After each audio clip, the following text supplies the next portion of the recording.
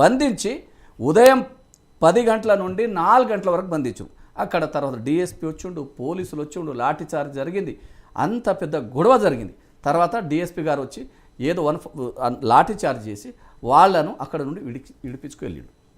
మళ్ళీ మేము రామరనాయన ఇక్కడ రామని చెప్పి విడిపించుకుపోయాడు. అక్కడ గొడవ జరిగింది కదా, అక్కడ ఇష్యూ ఉన్నది కదా. ప్రజలు ఆడ ఏ పార్టీకి సంబంధం లేదు. ఆడ కాంగ్రెస్లు ఉన్నారు, అందులో టీఆర్ఎస్లు ఉన్నారు, బీజేపీలు ఉన్నారు, సిపిఐలు, సిపిఎం ఉన్నారు. ఆడ పార్టీలకు సంబంధం లేని విషయం అది. ఆడ గొడవ జరిగింది. గొడవ జరిగిన తర్వాత కలెక్టర్కి తెలియదా?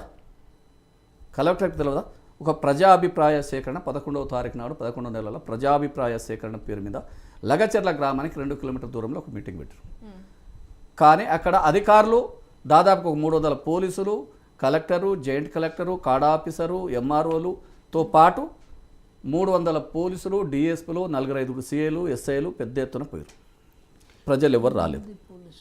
కొంతమంది కాంగ్రెస్ కార్యకర్తలు తప్ప ప్రజలు ఎవరు. వినండి, నేను చెప్పింది మాట్లాడినాక మీరు చెప్పండి. నేను మాట్లాడినాక మీరు చెప్పండి. అందరూ ఆడ మీటింగ్ కాడు ఉన్నారు. ఎవడో ఒకడు కోన్ కిస్కా గొట్టంగాడు, ఆడెవడనుడని కోన్ కిస్కా గొట్టంగాడు వచ్చి, సార్ ప్రజలంతా ఊర్లో ఉన్నారు, వంట వార్పు ప్రోగ్రాం చేస్తున్నారు, మీరు ఆడికి రండి అని చెప్తే కలెక్టరేట్ ఎట్లా పోతాడండి? పోలీసుల నెంబర్ తీసుకుపోవాలి కదా. ఎట్లా తీసుకోపోకుండా కలెక్టరు 2-3 ఆఫీసర్లు పోయి ఎట్లా పోతారు ఆడికి?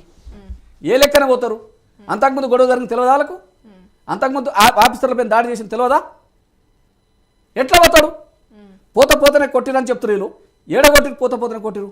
కలెక్టర్ గారు ఆడ అందరితోని సామరాష్ట్రంగా కలెక్టర్ చాలాసేపు మాట్లాడినప్పుడు sir collector down CM down అని చెప్పి ఆడ నినాదాలు జరిగినాక కలెక్టర్ మాట్లాడుతున్నారు, శాంతింపజేసిన కలెక్టర్ ఎంకికి వెళ్ళి ఒక ఆఫీసర్, కాడా ఆఫీసర్ ఎవరైతే వెంకటరెడ్డి గారు ఉన్నారో, మీరు ఏం చేస్తే చేసుకోండి, ఇది సీఎం గారి నియోజకవర్గము, మీరు అవునన్నా కాదన్నా మేము ల్యాండ్ తీసుకుంటాము, కంపల్సరీ భూమి తీసుకుంటాము, మీరు ఏం చేసినా భూములు తీసుకుంటాం అనేటరకు దొబ్బిరాయనను దొబ్బితే ఆయన నిజం వినండి, నేను చెప్పినాక నేను మాట్లాడు, అన్ని విషయాలు చెప్తాను, ప్రతి విషయం చెప్తా, చెప్పినాక మీరు మాట్లాడు.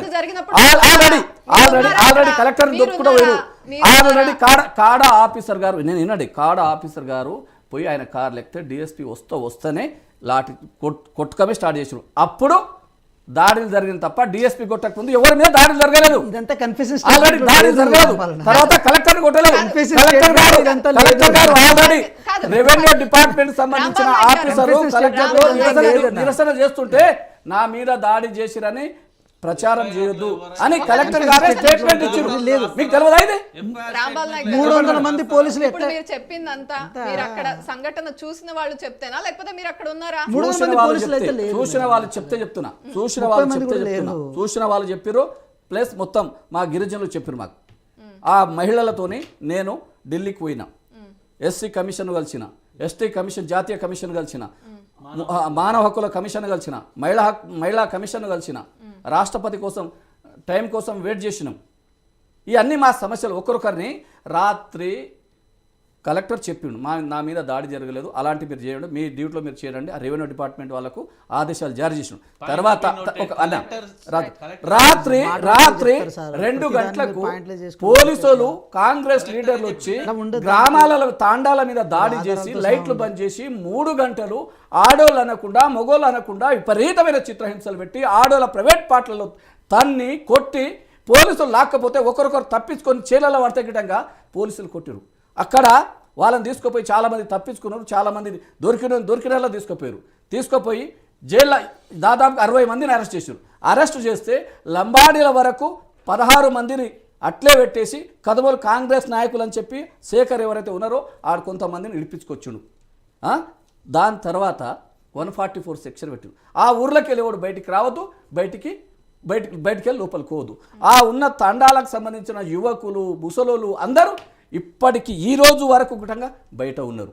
రెండవది, నిన్న గవర్నమెంటు 2 జీవోలను ఒకటి పోలేపల్లి, రెండవది లగచెర్లకు సంబంధించిన 2 జీవోలను, ఆ గ్రామాలకు సంబంధించిన భూములను మేము ఫార్మా కంపెనీ పెడతలేము, దాన్ని ఉపసంహరించుకుంటామని ఉపసంహరించారు. 2 జీవోలు దాదాపుగా ఒక 700 ఎకరాలు, 650-700 ఎకరాలకు సంబంధించిన భూమును మాత్రమే ఉపసంహరించుకుంది. రెండవది ఫార్మా విలేజ్ కంపెనీ మేము ఉపసంహరించుకుంటున్నాం, కాబట్టి మేము వేరే ఇండస్ట్రియల్ పార్క్ పెడతామని అది చెప్పి ఆహ్వానిస్తున్నారా వినండి నేను చెప్పింది అది పెడుతురు. కానీ ఫార్మా కంపెనీ రద్దు చేసినప్పుడు దానికి సంబంధించిన గొడవ జరిగినప్పుడు ఆ రైతులకు గిరిజనులకు ఇప్పటి వరకు 51 మంది జైల్లో మగ్గుతున్నారు. ఆ కేసులు ఎందుకు ఉపసంహరించుకోరు? దాని మీద జరిగింది కదా. రెండవది ఇదంతా జరిగిన తర్వాత ఈ రోజు ఉదయం 3 గంటల ప్రాంతంలో తండాలలో ప్రతి డోర్ను కొట్టి పోలీసు వాళ్ళు డోర్లు కొట్టారు. అందులో ఎవరైనా ఆ పేర్లు గల్లో తప్పించుకున్న వాళ్ళు ఎవరైనా వచ్చిరేమని. ఇంకా ఎన్ని రోజులు హింస కాదని చెప్పండి. ఈ రోజు ఉదయం మమ్మల్ని పోయినా లేదా తెలుసుకోమని చెప్పండి. వెంకట్ గారు మీరు తెలుసుకోండి. ఈ రోజు పొద్దుగాల పోయినా మీరు తెలుసుకోండి. రెండవది ప్రజాస్వామ్యం, ఇది ప్రజాపాలన.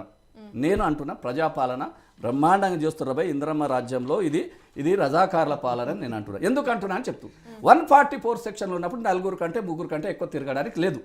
కానీ మీరు ఆ ఊర్లోకి వెళ్ళి లోపలికి ఓనిస్తలేరు, బయటికి రానిస్తలేరు.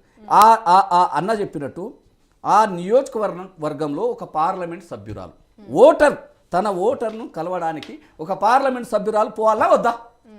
ఆమెకు 144 సెక్షన్ వర్తిస్తుంది. కానీ ఎవరు తిరుపతి రెడ్డి ఎవరు? వార్డు మెంబరా, ఎంపీ, ఆడ సర్పంచా, ఎంపీపా, జెడ్పీటీసా, ఎమ్మెల్యేనా, హోంమంత్రా? 100 వెహికల్లతోని పోలీస్ ఎస్కార్డుతోని ఆ అన్ని గ్రామాలు తండాలు భయభ్రాంతులకు గురి చేస్తాడు. వీడియో చూపిస్తా, అట్లా మాట్లాడొద్దు.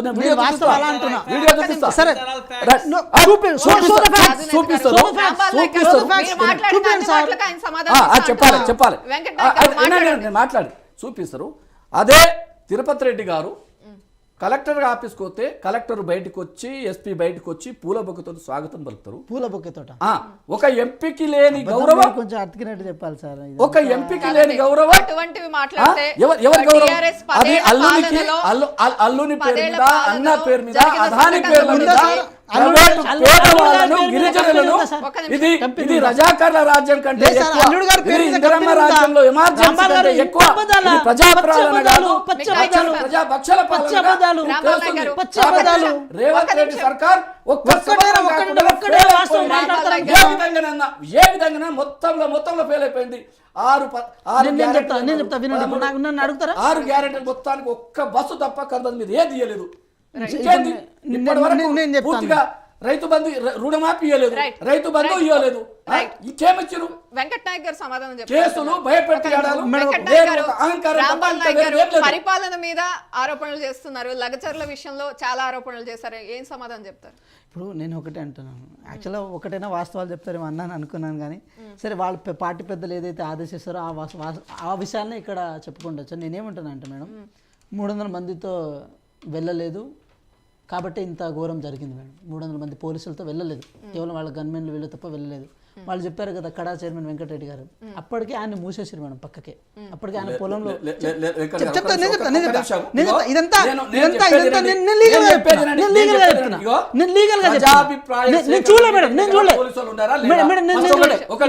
అంతమంది ఉండరు సార్, అంతమంది ఉండరు. ఆ జ్యూరిస్డిక్షన్ పోలీసు సార్ నేనేమంటున్నా సార్, నా మాట వినండి. ఇంతకు ముందే గొడవ జరిగింది కాబట్టి పోలీసులు